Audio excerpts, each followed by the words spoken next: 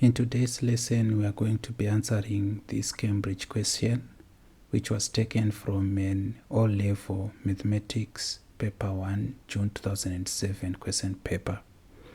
The question reads, it is given that 2 over 3, 8 over d, and n over 39 are equivalent fractions.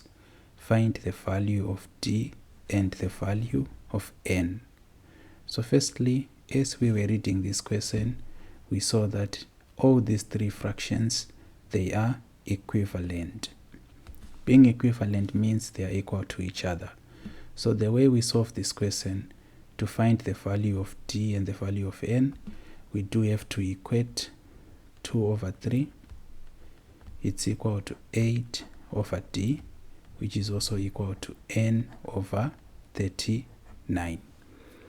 That is what we have to do. Before we get to answering this question, there is a concept which we should appreciate.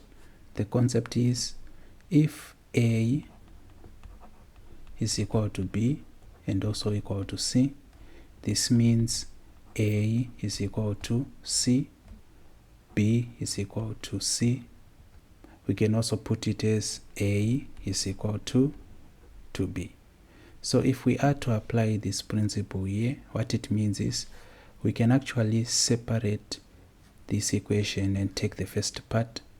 And what I mean by the first part, I mean 2 over 3 is equal to 8 over d, like that. When we come to this, then we are going to solve this equation and we are going to apply cross multiplication. So when we cross multiply, this 2 is going to multiply d to have 2d is equal to the 3 multiplies 8 also. So 2d is equal to 8, 16, 24. To get d, we have to divide both sides by 2, which means these 2's are going to cancel out, and d is equal to 2 into 2 is 1, 2 into 2 1, 2 into 4 it's 2. So d is equal to 12. That is going to be our answer. Once we see that d is equal to 12, when we want to find n, what we can do, we can take the first fraction, 2 over 3, and equate it to n over 39. If we are to solve for n, through cross multiplication, this 39 is going to go that side. So it's 2 multiplying 39 over 3, which is equal to n. And 3 into 3 it's 1, 3 into 3 1, 3 into 9 it's 3.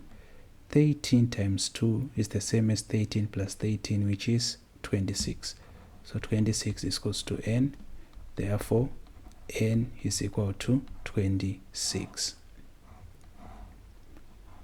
So to find n, we took the first fraction 2 over 3 and the last fraction. We can also find n by taking the second fraction and the third fraction. So this is more like an alternative method. But I discourage you to do this alternative method, because if your answer for d is incorrect, you are going to risk finding a wrong n. So if we are to take 8 over d is equal to n over 39, we solved for d and we found the answer to be 12. So 8 over 12 is equal to n over 39. Cross multiply like this. So 8 is multiplying 39 over 12, of which we can employ 3. We say 3 into 12, that is 4. 3 into 3 it's 1, and 3 into 9 it's 3. We are now left with 4 here, 8 and 13. We can then say 4 into 4 it's 1, 4 into 8 it's 2. 2 times 13, this is equal to n, remember, 2 times 13 is also 26. So you can take on this alternative method if you are sure that the answer you got for d is correct. There's also something I want you to appreciate here. In order for us to find d, we took 2/3 and 8/d, because we only need one variable, one unknown, which we can solve by way of algebraic manipulation. Now when we want to find n, we can also take the full fraction 2/3, equate it to n/39.